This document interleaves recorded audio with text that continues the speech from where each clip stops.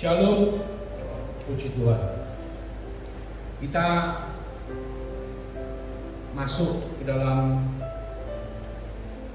menjelang Jumat Agung, di mana sebetulnya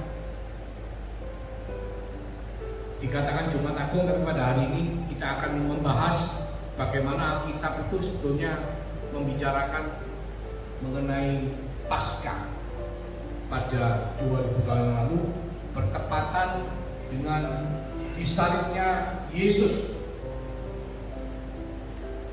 sehingga pada kebangkitannya pada hari yang ketiga. Kita semua tahu bahwa Tuhan Yesus mengatakan kalau Nabi Yunus itu 3 hari 3 malam berada dalam perutnya ikan, demikian pula Anak Manusia atau Tuhan Yesus akan berada di dalam perut bumi selama 3 hari 3 malam. Saya mau membagikan pengalaman saya ketika sekitar mungkin 10 tahun yang lalu, saya mendoakan salah satu dari saudara kita yang ada manifestasi. Jadi waktu kita berdoa bersama, tiba-tiba kita membau seperti ada kemenyan. Dan bukan hanya saya, tetapi teman yang di sebelah saya juga membau, dan kita bersama-sama melihat ke satu orang. Dan akhirnya kita memutuskan untuk mendoakan teman kita supaya terjadi kelepasan. Dan ketika itu firman diberitakan, sebelum kita berdoa, firman diberitakan bahwa sama seperti Yunus berada di perut ikan selama 3 hari 3 malam, demikian pula Yesus akan berada dalam perut bumi selama 3 hari 3 malam. Terus saya itu nyeletuk, kalau kita hitung, kalau Jumat Agung itu hari Jumat kejadiannya, disalibnya hari Jumat, terus meninggal, terus Tuhan menyerahkan nyawanya di atas kayu salib sampai hari Sabtu, terus Minggu pagi, itu tidak sampai 3 hari 3 malam. Saya nyelentuk begitu. Terus salah satu dari teman saya itu dia punya karunia untuk mendengar. Jadi tiba-tiba Tuhan berbicara kepada saya, dan langsung saya ditegur. Ditegurnya juga dengan ayat. Jangan mengartikan ayat seperti keadaan sendiri, karena ayat Alkitab itu menjelaskan ayat Alkitab. Saya langsung terdiam. Saya merasa ditegur sama Tuhan. Jadi firman Tuhan itu iya dan amin, tidak ada yang salah. Tapi kenapa kalau kita hitung Jumat, Sabtu, Minggu itu tidak sampai 3 hari 3 malam, saudara? Kita akan kupas pada seminggu sebelum kejadian. Jadi pada waktu di Yohanes 12 ayat 1, Tuhan Yesus pergi ke Betania, ke tempatnya Lazarus. Lazarus itu adalah orang yang mati yang dibangkitkan oleh Tuhan. Dan pada waktu Tuhan Yesus di Betania, itu hari Jumat, itu Tuhan Yesus diurapi oleh wanita Maria Magdalena, diurapi kakinya dengan minyak, ya. Itu hari Jumat. Itu Sabtu besoknya, itu Tuhan Yesus naik keledai masuk ke Yerusalem, dan semua orang ngomong Hosana Hosana, Raja Damai, berjalan masuk dengan naik keledai. Dan itu pada hari Sabtunya, saudara. Ayatnya saudara bisa lihat di Matius 21 ayat 5, Markus 11 ayat 7, Lukas 19 ayat 28. Hari Minggunya Tuhan mengutuk pohon, dikutuk sehingga tidak semua menjadi rontok karena tidak berbuah. Ya, di Matius 21 ayat 18, di Markus 11 ayat 12. The fig tree curse, itu hari Minggu. Nah, hari Seninnya itu imam-imam Farisi Yahudi, mereka bersekongkel, mereka memanggil Yudas, mereka mau membawa Tuhan Yesus supaya Tuhan Yesus dihukum mati. Itu pada hari Seninnya. Itu ada di Matius 26 ayat 2, di Markus 14 ayat 1, di Lukas 22 ayat 1. Nah, hari Selasanya, Selasa malam, ada setelah jam 6 malam, ada perjamuan kudus. Selasa malam, perjamuan kudus. Setelah perjamuan kudus, Tuhan Yesus pergi ke Taman Getsemani. Dan hari Rabunya itu terjadi penyaliban. Kenapa kok bisa Rabu? Bukankah dikatakan bahwa waktu Tuhan Yesus mati itu akhirnya mayatnya disimpan dan diminta oleh Yusuf dari Arimatea kepada Pilatus supaya diambil sebelum Sabat mau dikuburkan. Berarti apa?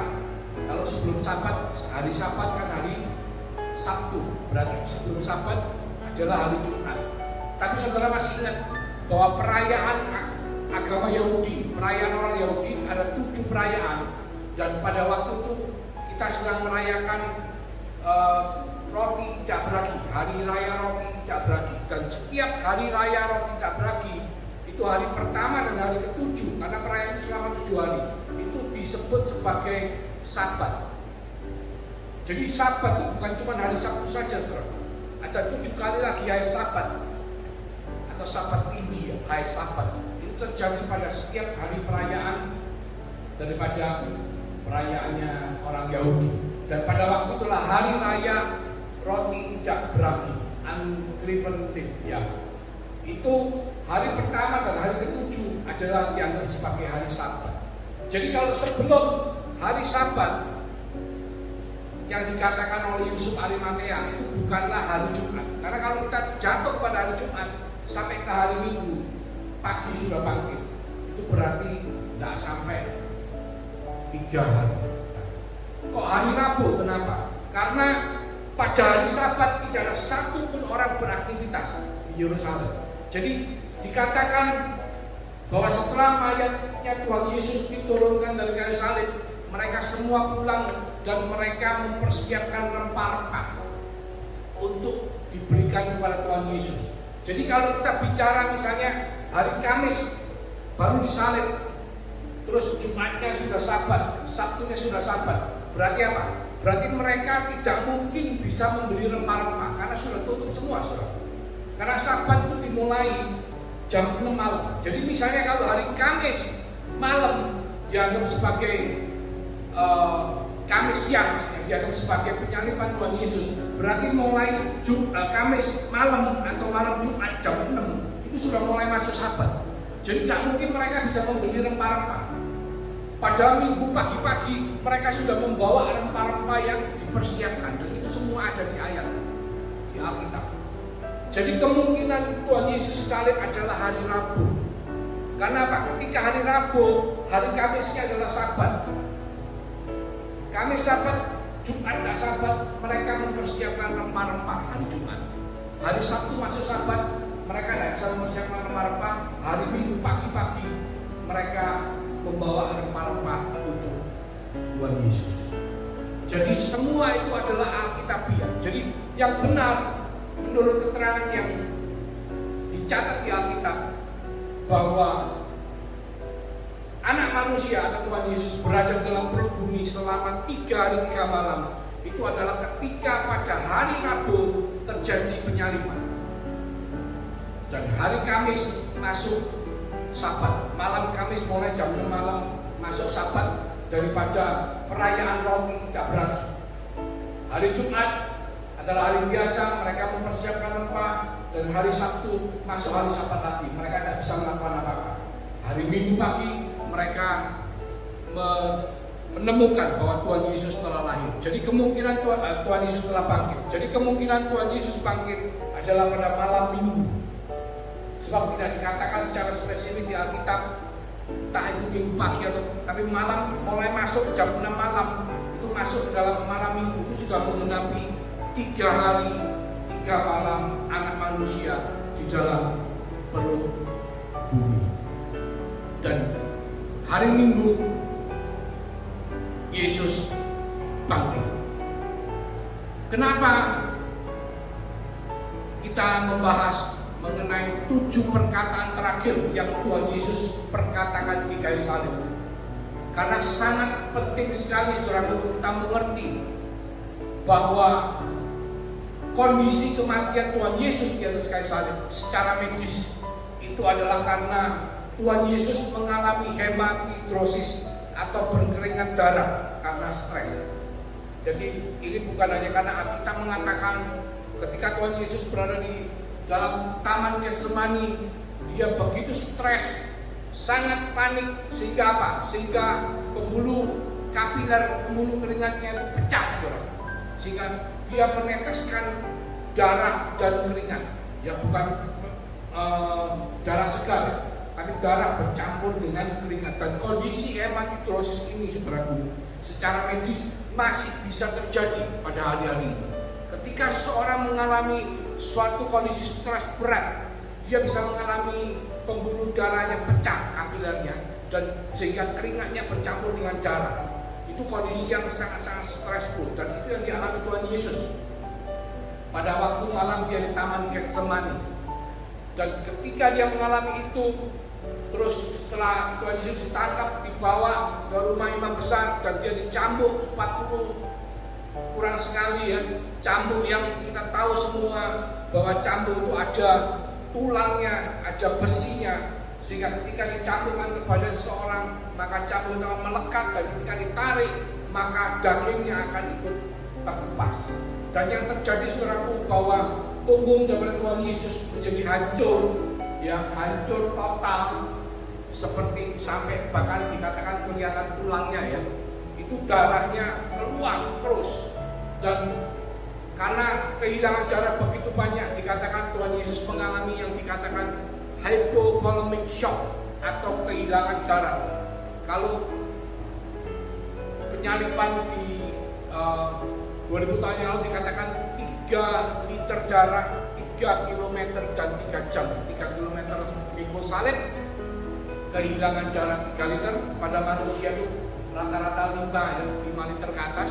Kalau hilang 3 liter berarti 60% itu adalah tingkat paling parah dari hypovolemic shock. Hypovolemic shock bisa 20% hilang darah, atau kurang lebih hilang darah 1 liter, atau 40% 2 liter, atau 60% 3 liter. Pada waktu kehilangan darah 60%, saudaraku, seseorang akan mengalami seperti kondisi seperti asfiksia, seperti tercekik, karena ketika jantungnya memompa darah, karena jantung itu selalu memompa, dan setiap kali jantung memompa maka darah itu akan mengalir. Dan karena darahnya keluar banyak, kehilangan begitu banyak darah, maka yang mengalir sedikit, saudara. Karena yang mengalir sedikit, itu yang terjadi adalah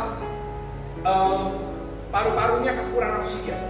Dan karena paru-paru kekurangan oksigen, paru-paru akan berusaha menarik semua oksigen di sekitar organ paru-paru, sehingga terjadilah penggelembungan cairan di sekitar paru-paru. Dan itu buktinya adalah ketika Tuhan Yesus dites sama salah seorang serdadu, apakah dia sudah mati atau belum, ditusukkan tombak dari bawah ke atas ya. Karena salib kan tinggi, tusuk tombak dari bawah ke atas, itu yang keluar adalah air bercampur dengan darah. Dikatakan oleh Alkitab air dan darah. Karena apa? Sebelum kena paru-parunya itu ada airnya dulu. Airnya menumpuk di sekitar paru-paru. Dan kondisi itu dinamakan pleural dan pericardial effusion. Dan ketika air itu menggelembung di sekitar paru-paru, maka seorang akan mengalami seperti tenggelam, seperti tercekik. Jadi kalau kita tahu kondisinya Tuhan Yesus pada waktu dia di kayu salib, itu seperti orang dicekik, saudara, selama 3 jam. Karena apa? Setiap kali dia bernafas, yang menahan tubuhnya adalah paku yang ditempelkan di tangannya, dan paku yang ditempelkan di kakinya. Dan punggungnya yang hancur itu menempel pada kayunya salib. Dan kayu salib itu bukan kayu yang halus, saudara, tapi kayu yang kasar. Jadi ketika dia bernafas, dia menggerakkan, mengembangkan paru-parunya, itu dia mengalami kesakitan yang luar biasa. Hanya bernafas itu mengalami kesakitan yang luar biasa. Karena apa? Pertama, dia tercekik. Kedua, punggungnya ini lukanya terbuka dan tergesek terus.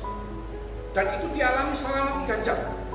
Kalau bernafas saja mengalami kesakitan yang demikian parah, apalagi kalau mengeluarkan perkataan. Tapi Alkitab mencatat dari kitab Injil, 4 kitab Injil, semua mencatat ada 7 perkataan yang dikatakan Tuhan Yesus selama 3 jam ketika dia ada di atas kayu salib. Dan kita hari ini akan melihat karena apa? Setiap dia mengatakan sesuatu, dia mengalami kesakitan yang luar biasa. Jadi perkataan 7 perkataan di atas kayu salib ini adalah perkataan yang sangat penting, saudara. Perkataan pertama di Lukas 23 ayat 34 adalah ucapan pengampunan. Yesus berkata, "Ya Bapa, Ampunilah mereka, sebab mereka tidak tahu apa yang mereka berbuat, dan mereka membuang tudi untuk membagi pakaiannya. Jadi ketika Tuhan Yesus disalib, kan telanjang kondisinya, itu pakaiannya dibuat rebutan sama serta-serta. Dan Tuhan melihat mereka, dan Tuhan mengerti bahwa mereka itu tidak tahu apa yang mereka lakukan, maka Dia melepaskan pengampunan. Kenapa? Supaya kita semua tahu, meskipun Tuhan menderita seperti itu, tujuannya cuma satu, yaitu mengampuni saudara dan saya. Mengampuni apapun yang telah kita lakukan, dosa apapun yang saudara lakukan, yang kita telah lakukan, Tuhan mengampuni di atas kayu salib. Oleh karena itu perkataan pertama yang keluar adalah perkataan pengampunan. Karena tujuan daripada salib adalah Yesus datang bukan hanya untuk orang Kristen, saudara. Yesus datang untuk semua umat manusia, dan tujuannya satu, Dia mau mengampuni semua daripada kita yang percaya apa yang Tuhan lakukan di atas kayu salib. Itu adalah perkataan yang pertama. Dan Tuhan ingin kita bukan fokus pada orang. Jadi kalau seseorang menyakiti kita, membuat permasalahan dengan kita, janganlah kita fokus kepada orangnya, tapi fokus kepada permasalahannya. Karena kalau kita fokus kepada orangnya, kita tidak bisa ngampuni orang itu. Seringkali hidup di dunia, saudara, kita tidak melakukan hal yang jahat, tapi orang lain bisa jahat terhadap kita. Tapi ketika misalnya ada seorang perampok, dia merampok kita, salah atau benar? Salah, saudara. Tapi kalau kita fokus pada permasalahan, kita lihat kenapa orang itu merampok. Oh, dia merampok karena dia butuh makan, maka kita akan bisa mengampuni dia. Misalnya ada orang ngebut di jalan, nyalip kita, klakson, ya kok, terus kita ngomong, wah orang ini kok nyetirnya ngawur, tidak benar, bisa membuat masalah, tabrakan, dan lain sebagainya. Tapi kalau kita mau melihat masalah, siapa tahu dia lagi mengantar orang sakit ke rumah sakit, sehingga dia harus terburu-buru untuk mengejar waktu, maka kita akan bisa mengampuni. Jadi Tuhan dengan perkataan pertama pengampunannya mengajarkan saudara dan saya untuk belajar mengampuni dalam kehidupan ini. Supaya apa, saudara? Supaya kita fokus pada permasalahannya, jangan fokus pada orangnya.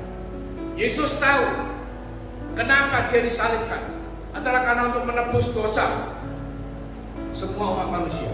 Jadi ketika orang-orang itu dipakai oleh si jahat untuk membuat Tuhan Yesus naik ke atas kayu salib, permasalahannya adalah bukan penderitaan yang Tuhan alami. Permasalahannya adalah tujuannya Tuhan naik di atas kayu salib adalah untuk mengampuni saudara dan saya. Itu perkataan yang pertama. Perkataan yang kedua, saudara, ucapan keselamatan. Di Lukas 23:43, kata Yesus kepadanya, aku berkata kepadamu, sesungguhnya hari ini juga engkau akan ada bersama-sama dengan aku di dalam Firdaus. Jadi ketika Tuhan Yesus disalib, saudaraku, di sebelah kiri kanan Tuhan Yesus ada dua orang penjahat yang mungkin selama hidup mereka tidak pernah berbuat baik. Tapi yang satu mereka percaya kepada Yesus, yang satu mereka tidak percaya. Kepada orang yang percaya kepada Yesus, Tuhan mengatakan, hari ini juga engkau akan bersama-sama dengan aku di Firdaus. Berarti apa, saudara? Meskipun dia selama hidupnya mungkin belum pernah berbuat baik karena dia penjahat, dia dihukum mati, tetapi ketika dia beriman percaya kepada Yesus, maka Yesus memberikan pengampunan. Jadi ada jaminan keselamatan untuk saudara dan saya. Meskipun kita telah berbuat sedemikian jelek, sedemikian berdosanya, tapi Tuhan mengatakan, kalau kamu beriman kepadaku, maka aku akan mengampuni. Aku menjamin kau akan berada di Firdaus karena Tuhan. Misalnya hari ini, sekarang ini terjadi rapture, terjadi kiamat. Tapi ketika kita percaya, sudah percaya beriman, maka hari ini juga seperti kata Tuhan, saudara yang beriman akan bersama-sama dengan Tuhan di Firdaus. Jadi ada jaminan keselamatan, tapi butuh satu, saudara, respon kita. Seperti penjahat, dua penjahat di atas kayu salib, yang satu tidak percaya, yang satu percaya. Mereka berdua sama-sama belum pernah melakukan perbuatan baik, bahkan matinya pun di salib. Tetapi yang satu hanya karena percaya beriman, maka dia boleh keselamatan. Perkataan yang ketiga, ucapan kasih. Yohanes 19 ayat 26 dikatakan, ketika Yesus melihat ibunya dan murid yang dikasihnya itu di sampingnya, berkatalah ia kepada ibunya, "Ibu, inilah anakmu." Jadi dia mengingatkan saudara dan saya, ketika kita hidup di dunia, kita harus memberikan kasih kita kepada sesama kita, terutama kepada orang tua kita. Dan itu adalah sangat penting, saudara. Keluarga, orang tua itu sangat penting. Seringkali di dalam kehidupan sebagai orang tua tidak sadar, atau dalam kehidupan sebagai anak kita tidak sadar. Kadang kita mengutuki orang tua kita, kadang orang tua kita mengutuki kita. Hati-hati, saudara. Hati-hati. Karena Tuhan mengatakan, hormati ayah dan ibumu, maka baik keadaanmu di bumi dan lanjut usiamu. Jadi hubungan dengan orang tua, kasih kepada orang tua dan keluarga, itu adalah komponen yang sangat penting dalam kehidupan kekristenan kita mengikut Tuhan Yesus. Jangan sampai kita gara-gara kita tidak bisa mempraktekkan kasih dalam hidup kita, terutama kepada orang tua kita ataupun orang tua kepada anak, maka hidup kita meskipun anak dua tapi amburadul atau semerawut. Perkataan keempat, ucapan penderita rohani. Di Matius 27:46 dikatakan, kira-kira jam 3 berserulah Yesus dengan suara nyaring, "Eli, Eli, lama sabachthani," artinya, "Allahku, Allahku, mengapa engkau meninggalkan aku?" Jadi pada waktu Tuhan Yesus di atas kayu salib, saudara, itu yang terjadi adalah dia menanggung dosa dari semua umat manusia.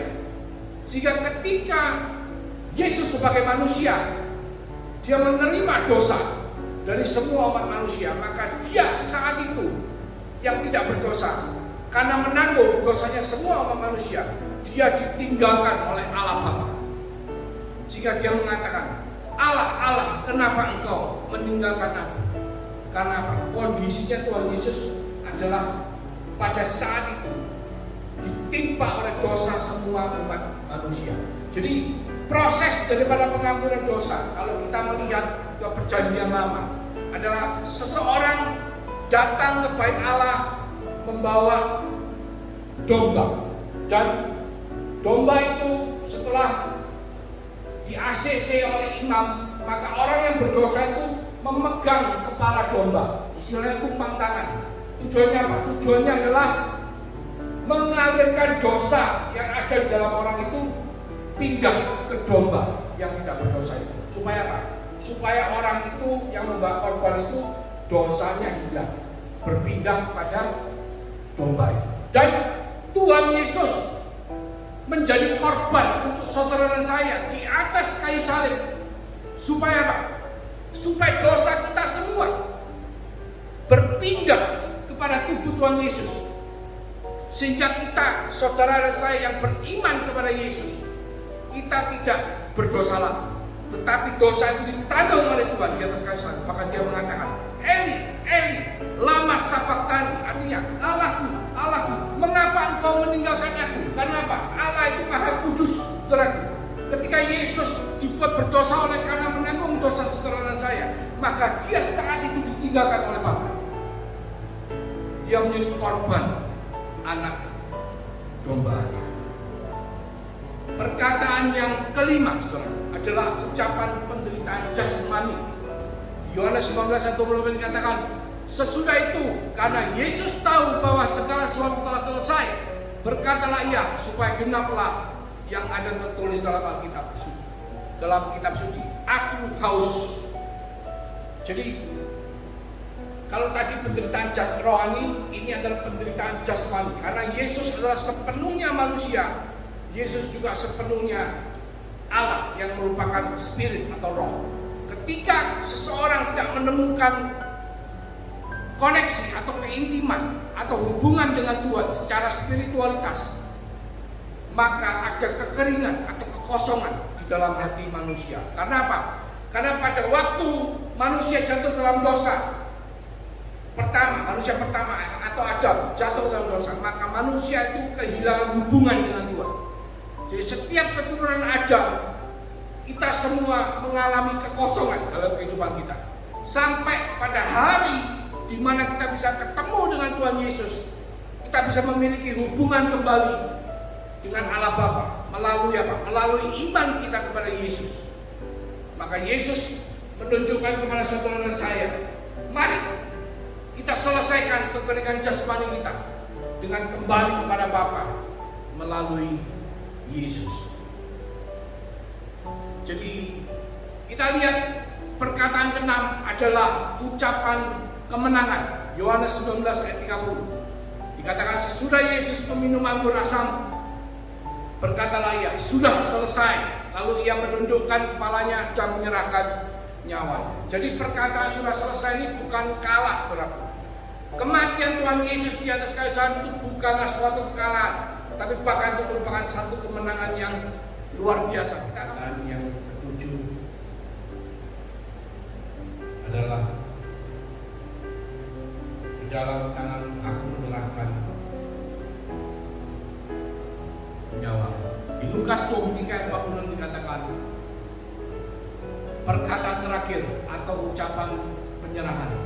Lalu Yesus berseru dengan suara nyaring, ya Bapa, ke dalam tanganmu kuserahkan nyawaku. Setelah dia menerima semua dosa dari umat manusia, dan dia mengatakan sudah selesai. Dan setelah dia mengatakan sudah selesai, itu adalah ucapan kemenangan saudara. Dan perkataan terakhir adalah ya Bapa, ke dalam tanganmu kuserahkan nyawaku, kata Tuhan. Pertanyaannya adalah untuk saudara saya, sudahkah kita menyerahkan segala sesuatu kepada Bapa?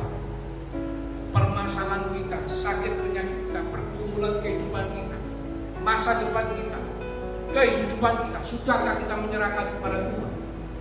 Karena Dia adalah Tuhan yang peduli, saudara.